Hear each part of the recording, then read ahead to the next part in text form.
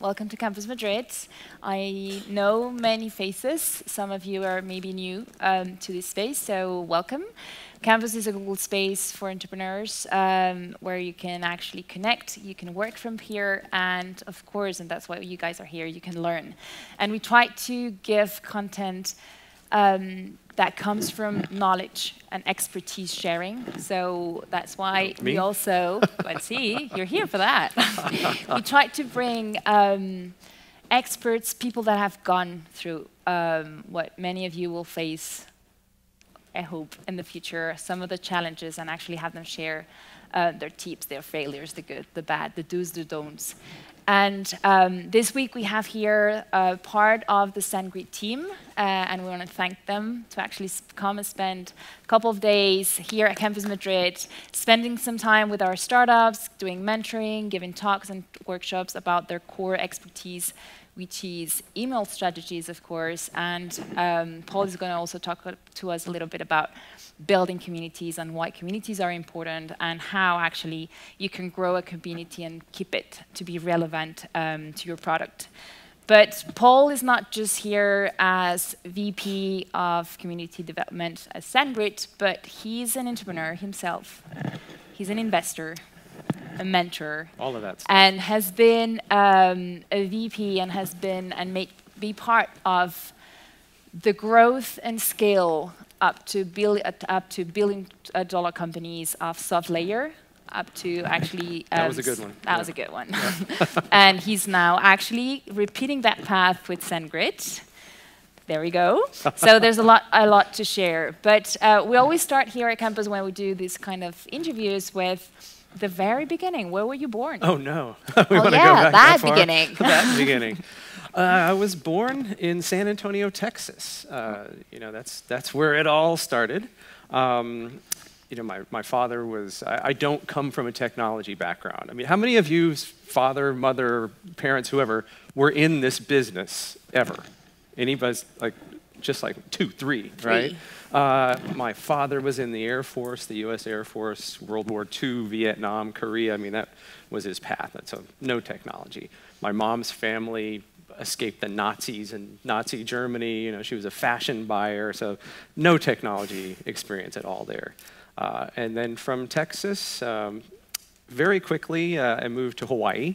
So grew up, most of my formative years, yeah, sucks, right? Were in Hawaii. So in case you can't tell, my father was from New York, and my father hated the cold, So Texas, Hawaii, you see a theme here?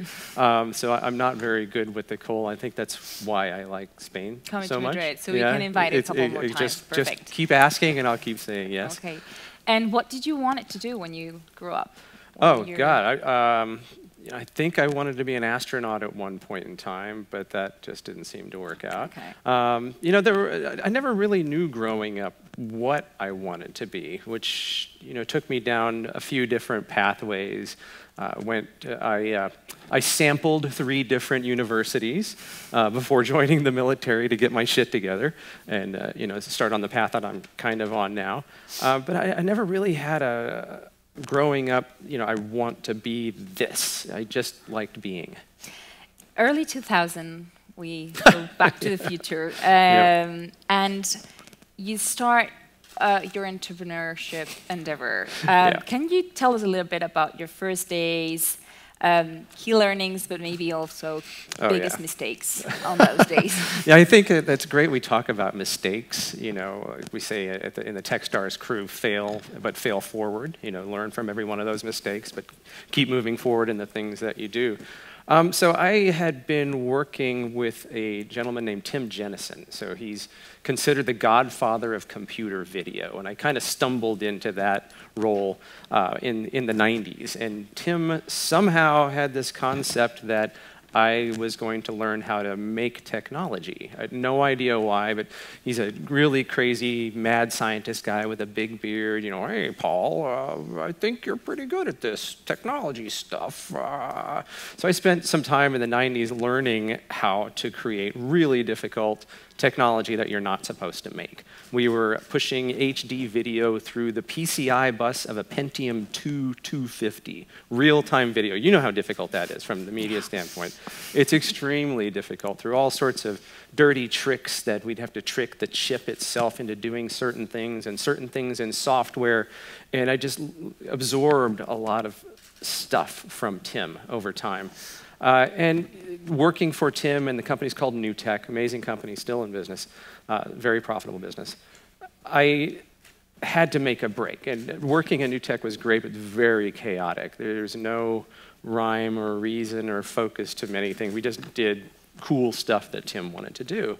And so I had this idea, right about 2000, all of a sudden, the internet bubble breaks. What do I say? Ooh, it's a great time to start an internet company. It was a terrible time to start an internet company, but I always had that sort of wanting to do things for myself thing inside of me. I was always taught you can do whatever you want to do, you just have to work hard and do it. And we started in 2001 and created a company called Bauhaus Software, and we were doing real-time 2D animation for TV and film. So the 9 Old Men of Disney, that whole format of drawing animation for TV and film was a very long and complicated and very inefficient process. And we took software and applied it to the tools that this whole industry was losing, because 3D animation and other types of animation were coming along, but it wasn't as personal. It wasn't as feeling like a drawing. It didn't have the look of The Lion King, which is still a billion-dollar movie. And we wanted to recreate that in software. So we said, okay, this is a great time. We're just going to take this technology we have, and we're going to form this company. It's the best thing ever, and we're going to raise money, and we're going to sell it to somebody big because they really want this. So mistake. Okay. First of all, raising money right after the first internet bubble was not easy, especially for something for a market that was fairly narrow. The software at this time, it's $5,000 for a copy of the software. And at that time, you could do that. Today, it's 49 euros or something like that. But you could still charge that kind of price. So we thought, we don't have to sell that much. It's very specific. It's really good. There's a huge need. It's going to be easy. It was not easy, particularly raising money in Texas. We're not in the Valley. We're not from the Valley. You couldn't raise money in New York at that time anyway. We weren't part of that ecosystem. Luckily, we just worked really hard and focused on three things. I'll give you a little nugget of what I believe in when it comes to creating and selling and building anything. There are 3 things that are important: customers, revenue, and other. And other doesn't fucking matter.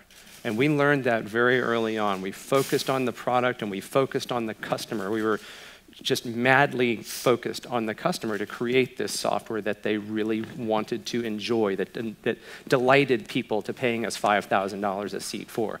And we thought, this is going to be easy. We eventually found an angel investor, after a lot of hard work, who was, strangely enough, living in San Antonio, as the chairman of the MIT Corporation, a gentleman named Brian Hughes and his wife, Lisa Martinez, and they believed in us as a team. They said, we don't really know a lot about animation software, but we like you, and you like what you're doing, and you believe in it, so they started funding us, very, very slowly. They didn't put a lot of money in the company. They put a lot of money in the company 1 month at a time. So they ensured that we stayed hungry. We stayed focused on building a product that people wanted to use.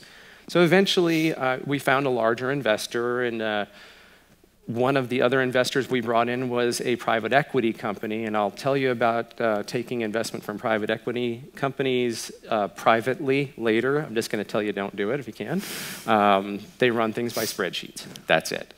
And we did really well early on. We sold a lot of early software, but then the internet came along and started to change things, and SaaS type of software and online things happened, and it became very difficult to sell really expensive software. So after that, you've actually joined 2 SaaS companies, SoftLayer, and in the case of SoftLayer, you actually were part of the team that scaled it to actually a 2.3 billion exit. It was a great day to be a VP. So that's SoftLayer. The nice part. Yeah. But both scaling SoftLayer and scaling SendGrid. Most of the people that are here are probably in a very early stage, but what are the main areas to focus and what to focus on at each stage? I mean, could you say in 2, 3 bullet points for like the shift between I'm in an early stage, I have to focus on this, this, and this, and then when do you see that you have to start shifting to a growth mode and scale? Yeah, early on, and it depends on what you're doing. If it's B2B, if it's B2C, I kind of don't care, right? Early on, you really need to focus on growth. And in the past, and the things are evolving now, in the past, let's say ancient history, last 5 years, it's been growth at all costs. Eyeballs, number of users, number of impressions, number of clicks. It's been very much focused on that kind of growth. And I think that's okay for a certain period of time, but you have to take this turn where it's not okay to continue spending VC money. You have to focus on revenue. And you get to a certain crossroads when you're probably, most companies at an A round, maybe getting to the B round, where you have more mature investors come in. Your angels are done, your seed and your A is still kind of early. And those type of investors tend to be not necessarily institutional investors, but growth investors. We're lucky in SendGrid's case to have Bessemer in our group. We've also got Bain Capital, and those are, you have to kind of be at that level. And when you get to that level, they want to understand, when are you going to be profitable? When are you going to cross that line? And ratios make much big difference than they used to, other than just, we used to call it throwing a lot of spaghetti at the wall and you see what sticks and you do some more of that. And you have to be more careful about the product, be more prescriptive about the product, focused on very specific things that are going to grow your revenue, reduce your cost, reduce your burn, hopefully to zero, and get yourself to that line between the black and the red. And that's a very important point to understand when you have to make that transition. And it's tough. You try some things, you think early on you know what you're doing, you're either smart enough or lucky enough to hit it on either one thing, or you've pivoted or you've changed and something has happened, and you understand really at this point what your markets are, who your markets are, where your markets are, what your product market fit is. You're really looking carefully at what your TAM is, your total addressable market. You just get more refined about each small part of the business. In SoftLayer's case, we were either, again, very smart or very lucky to be the first movers in an infrastructure space, because what we take for granted today with AWS and with cloud infrastructure, we were able to deploy hardware, so hardware, physical servers, anywhere in the world with a push of a button. And that had never been done. If you've ever come into that kind of space, it's usually racks of hardware, and you have to make them work, and you do all this stuff. But that was our secret sauce, is we figured out how to turn that hardware play into a SaaS play. And SaaS was just turning into a thing at that point. And we were either, again, smart or lucky, to have created a culture around both SoftLayer and around SendGrid very early on that was really all about keeping an eye on our customer. Just a ruthless focus on the customer, and the customers, when we scaled, told us what we needed to do at that growth stage. Would you actually say, and that actually leads us to talk about community, on that communication with the customer was actually one of the basements and the pillars of the early on, I mean, of the later on success of the companies? It really is. I mean, you have to listen to your customers. It's amazing, when we think as entrepreneurs, we have great ideas, and we keep driving on with our ideas. And some entrepreneurs, to a fault, will take the same idea, a great idea for something at some place in some time, and keep going with that idea and run it straight into the ground. We, as a company, spend a lot of time in discovery. So product discovery, market discovery, and understanding our customers who are very nice enough to give us money for our products. So we've worked hard early on, and this is something I've done at Rackspace. I started the startup program there, and then when I came into SoftLayer, we realized we're a very developer-focused company. Same with SendGrid, and very early on, we listened to the voice of the customer, VOC for us, and it's always been important to put a face to the company and not just be this faceless company. We spend a lot of time on the ground, going places physically. There are many companies that will tell you how great there are. There are not so many that will sit here, discuss how great you are over a beer, and then figure out your problems together. Because I think it always has to be, a conversation, and you have to give back to the community for the community to feel like they're getting value from you beyond just that product. Product's not enough. And how do you manage to shift? Because it's like, how do you describe community? I mean, is it your customer? Is it what does community mean? It's, and it sounds kind of wishy-washy, but it's all of those things together because it takes a village to build a product. It really does. If you're not delighting your customer every day. What you did 2 weeks ago or a year ago or 2 years ago is not what you're doing today. It's not where the market is today. So that conversation has to be an ongoing conversation, a very genuine conversation. And you have to be very willing to give back. And that's another big mantra for, coming from the Techstars world is give first. You give and give and give and give, and you'll be rewarded at some point in time. And that's something that I've always been very big on in any of the environments that I've come into, in building community and building an ecosystem, because that ecosystem doesn't just happen. You have to feed it. You have to give to it, and you give and give and give. You give knowledge, you give expertise. In our startup program, for instance, we give all kinds of free stuff, but that's a two-way street as well. We learn a lot from the startups that are in our ecosystem, not just the larger companies. And how do you, let's get back to our audience, most of them probably early stage. Yep. What are the first steps? And because it can be very budget intensive to actually build a community. So what are the first steps? At what stage you'll actually consider it? Like, I actually need to build a team. I actually need to devote that. We're going to devote budget that I and time actually don't have. So people. what are the first steps and how you shift to?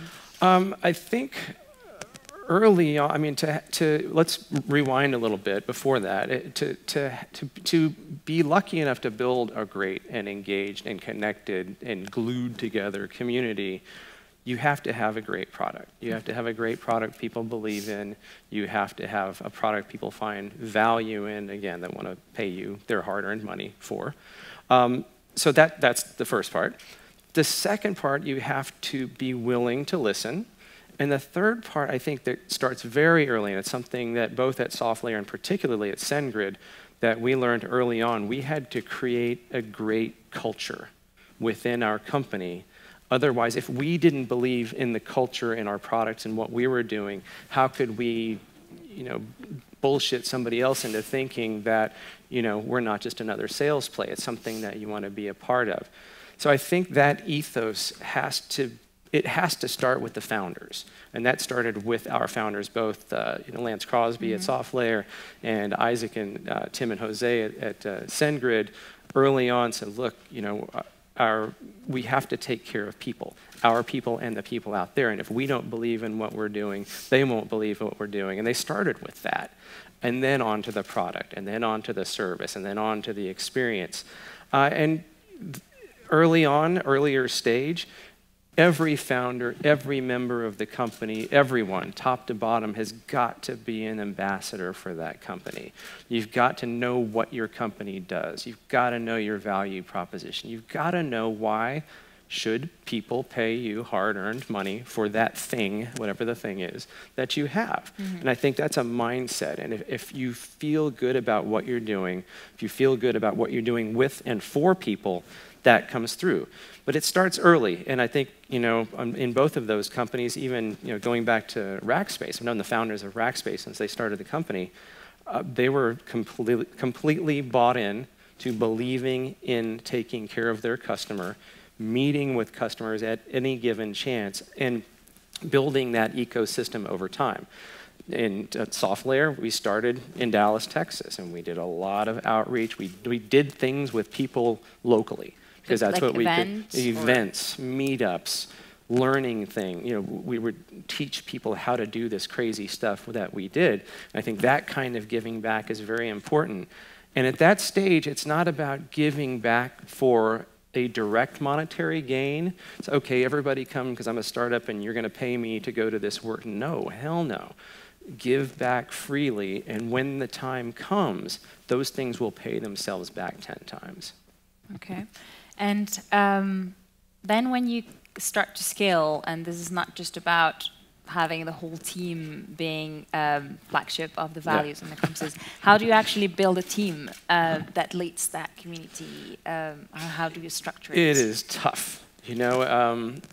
We, even now, when we're looking at scaling our company and our team and things even further than we are now, and we're doing pretty well.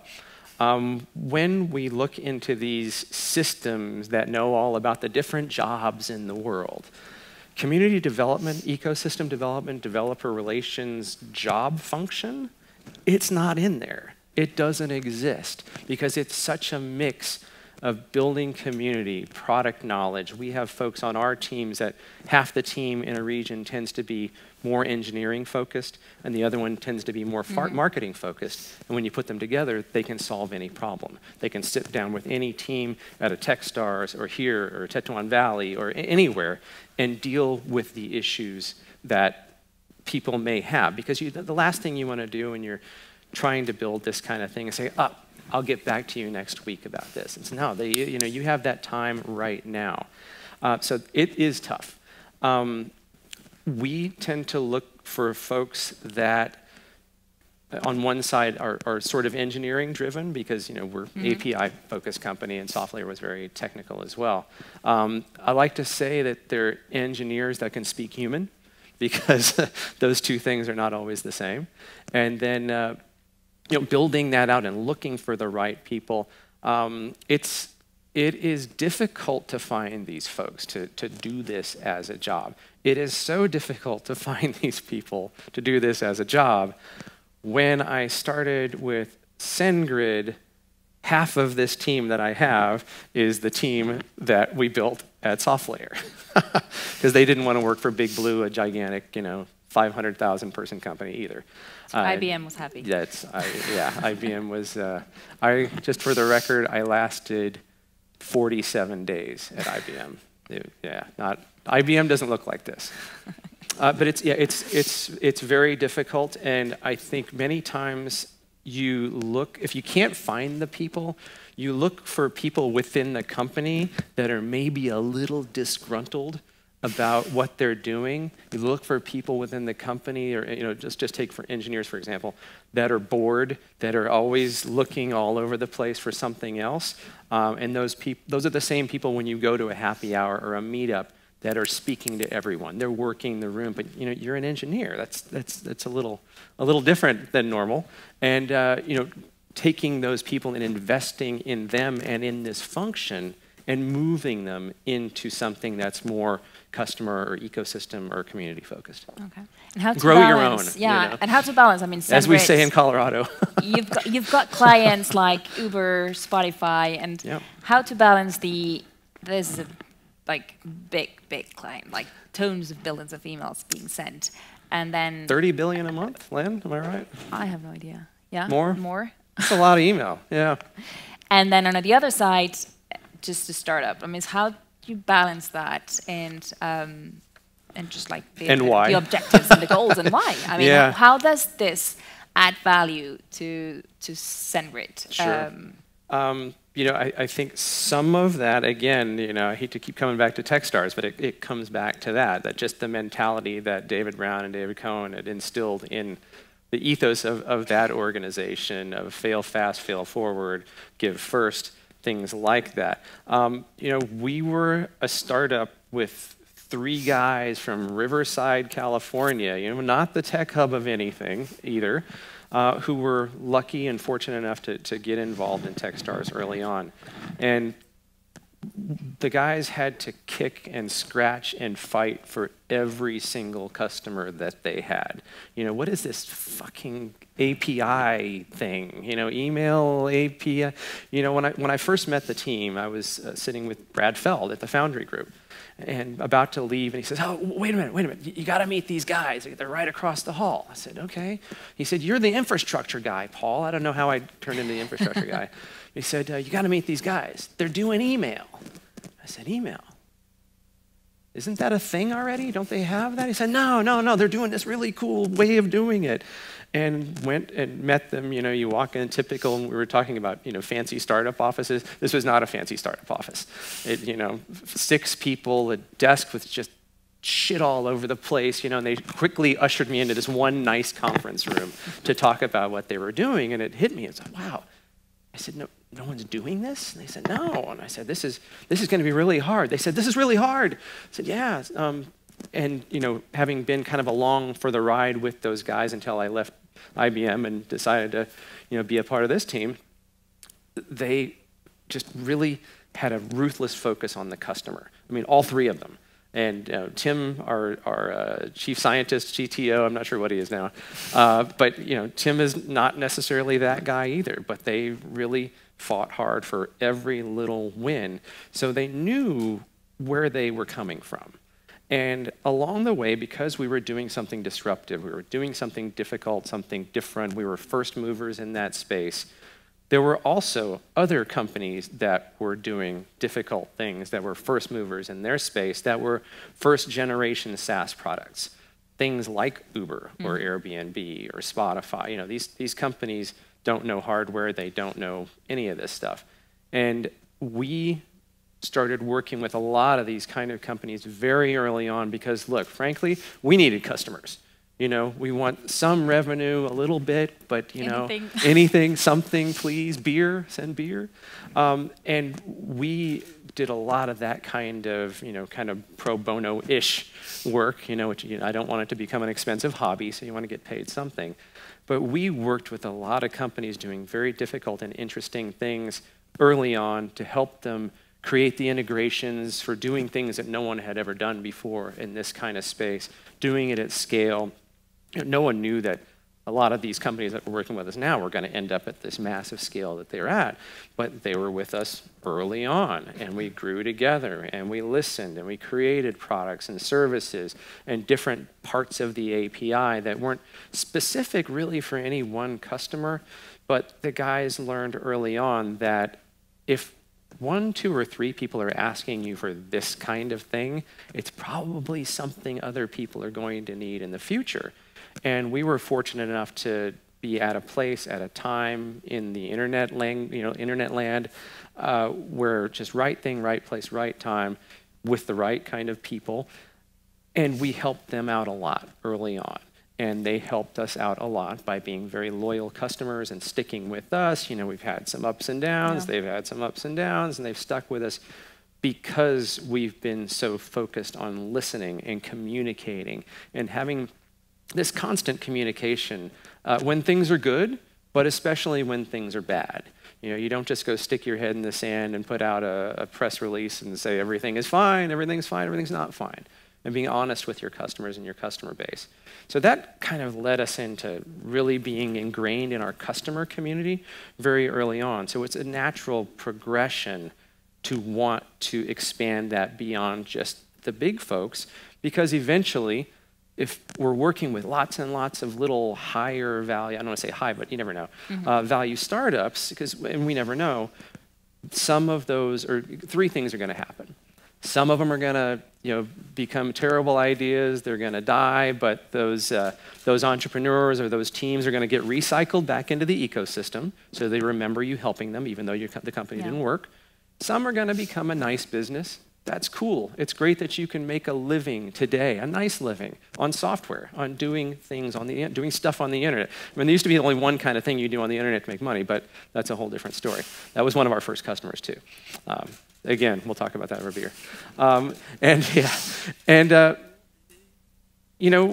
We make a lot of very small bets. It's kind of like a VC model, but we're giving back. We have so ingrained in our entire being that give first mentality that we know eventually if we help a lot of startups, if we give them stuff when they need it the most, beyond just free credits and things on our platform, which we do, but there's always, we give all kinds of crazy credits on our platform, but we have expertise on our team in business building. They're a more senior team than most, because they've been through startups, they've been through business building, they've been through different things, and we're there to help. Look, we're going to help you. We don't want anything from you. We're going to help you build your business. That's the entire ethos of what my team does. We're going to help you build your business. Some things are going to be great. Some things are going to suck. We're here to help. You can contact us anytime you want. And we've done that with thousands of startups now over the last 3 or 4 years. And some of those startups have turned into, let's say, it's paying for itself. Just one last quick question on more the community, and it's interesting on how do you connect the job on the ground of your community development to the product team, and how does that actually work at scale? Before I was focused on the ecosystem and the community, this stuff that I really love. When I came in and we were ready to scale the company, I was the VP of product. I was also the VP of marketing. And I was the VP of this stuff I love to do. And I went into that. So you were actually the VP, no? Oh my God, yeah. When I met my now boss, Scott Hymas, our CMO, and just kind of described this story, he said, "That's 3 different jobs." I said, "Yeah, 3 different jobs." It's stupid. I'm either really smart or really stupid. I'm not sure, somewhere in between. But having scaled the product team, and the product team was, a couple of people, kind of young, kind of new, that had not done things at scale, had not done this had not hit it this big, this quick. We had to scale that team. That's part of scaling also, is you go from the marketing person to a marketing team and product marketing, and you go from product to having specific product managers and product marketing managers and scrum teams with all this stuff involved. I think I just lost my spot. How do you connect all the insights you get from your community into the product? Sorry about that. We have a definite pipeline, just because it may be unique to our team, but our product team and I are closely connected. I hired both of my bosses now, our chief product officer and our chief marketing officer, said, "Yes, take this job. Yes, take this job." So we have a close connection. And all of I'm lucky enough to have had at least a hand in helping hire those people. And part of what I'm looking for when I'm doing that is, do you understand the voice of the customer? And if you do understand the voice of the customers that are already making you money are great, love you, take care of them. But it's the new folks, the new companies that are doing things you're not supposed to be able to do on the internet, that are maybe going to break your system. It's going to do something crazy. Those are the people you really want to listen to, because those are the things that are the next generation that, as a scale company, we have to be watching out for. So we have regular meetings. We have meetings between our European team, right there, and our product team, and our compliance team, and our deliverability team. They know we're out there talking to all of you all the time. We're in this ecosystem. We hear what's going on. We're listening to VCs that have very early stage companies and big growth stage companies. And we're hearing what the issues are and what their pain points and their problems are, and bringing those things back as the voice of the customer. Now, the product team's gotten really well developed, and they do a lot of product discovery, customer discovery, but they're asking specific questions. We hear the things that, oh man, we've never thought about that. That's a thing.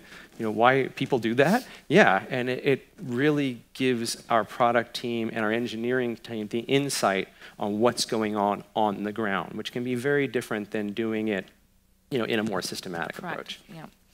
Now I'm going to turn, before I turn it to you guys, so get ready for your questions, to some of the questions on to Paul as a mentor, an investor. Yeah. So what actually do you look for in a startup? Oof. I look in, you know, a lot of my experience, I guess, you know, the good part of my experiences come from more B2B stuff. I know there's a lot of B2C folks in here too, which I love. I'm, you know, very interested in B2C, but I look for things that are big. I mean, really big. What interested me particularly in SendGrid and at SoftLayer at one point, I think we were running 1% of the entire internet traffic. It's only 1%. Oh my God, that's huge. And the closer for me that you could get to the server, to the backbone of the internet, the larger the TAM. You know, the TAM for us was basically everybody. You know, that sounds ridiculous to say, everybody. Well, okay, anybody who uses the internet. And I look for things that are either applicable to that kind of infrastructure or things that feed in to that kind of system. So the further away you get from the backbone of the internet, the more difficult things get. So I look for that particularly, personally. Beyond that, I look for the team. You know, we always say, it's about the team, it is about the team. You know, a great team can create something great, they can create something terrible, that can be pivoted into something great, and I think that's where ecosystems really come into play. That's what, you know, having made so many mistakes in the early 2000s. Another mistake I made, this is terrible to say, I founded that first couple of companies with my wife. Bad idea. And not because we didn't. Carlos? We worked together really well, but, you know, investor mindset and talk, oh, you know, two-headed snake, you can't do this, you can't, you know, at that time, that was a terrible idea. But looking at teams, I think, is critically important. Just like you know, having been a mentor, I mean, like a perpetual mentor of 500 startups and tech startups and all this stuff. You know, we've seen teams explode in the middle of an accelerator, in the middle of a class. You see strong personalities. And I look for teams where one founder will finish the other founder's sentence. And it reminds me of my wife, right? So maybe that's why. But I look for things like that. I look for domain and area expertise. It's not, you know, 3 people that just decided to make a cooking app that have never cooked in their lives, you know, just because they think that's a big market space. That domain expertise, for me, is critical. Normally, for me, it's at larger companies, people that get frustrated and disgruntled by bigger systems that want to do cool stuff, they want to do it fast, they are able to pivot quickly. Those are the kind of teams that I'm looking for. I've heard you said that it's like recommending startups to look for a mentor and look for smart money as 2 key things. Yeah. What makes a great mentor? Okay, back to area and domain expertise. I think picking mentors, and I think that's, you know, with some of the systems, the broader systems that we have now, where, you know, the first part of it is going through something like a mentor madness, where the teams are meeting 100, 200 mentors in the course of a week or 2 weeks. As a team, I would be looking for mentors that, you know, first of all, they know what you're doing. They don't just think what you're doing is pretty cool, they understand what you're doing, and I think that's critical. I've seen plenty of mentors, particularly in newer markets, that, you know, they're the loudest voice in the room, and they decide that they are going to mentor you versus the other way around, and I think that's also critical to say no to some. And having an understanding between each other that it's not a quick relationship. if you buy into this, it's just like founders, can you sit in a room with this person all day long, 80 hours a week for 4 years before you maybe make it? Good mentors are the same way. Would you consider that person as like the fifth Beatle? Can they be an extended part of that team? Do they know what they're talking about? Those are two biggies. The third one is, what is their access to partnerships, to an ecosystem, to get you connected and get you connected quickly? So even though you may not have early direct customers, if you have other, whether it's corporates, other companies that are in your same space that you can connect to and listen to and absorb the information about what's going on in the market to try to shape a successful product or service or whatever, I think that's critical, is having the right kind of mentor and vetting them. Just don't take the first 3 people that come along. I would rather have no one, and call on people maybe that you can bring in part-time that aren't really able to commit to a full mentor relationship, than having something that doesn't work. And access to capital is also great too. If you have mentors that are connected to VCs that are friendly in your space and understand you, I think the smart money part is also important. I think great mentors will be able to connect you to smart money. Smart money is great. They've got domain expertise. The VCs, angels, whoever have connections. Then the opposite side of that is the private equity stuff I was talking about earlier. That's the complete opposite. And again, we can talk about that over beers. But I think those are the critical things. Is it someone that you could feel that they can be an extended part of your team?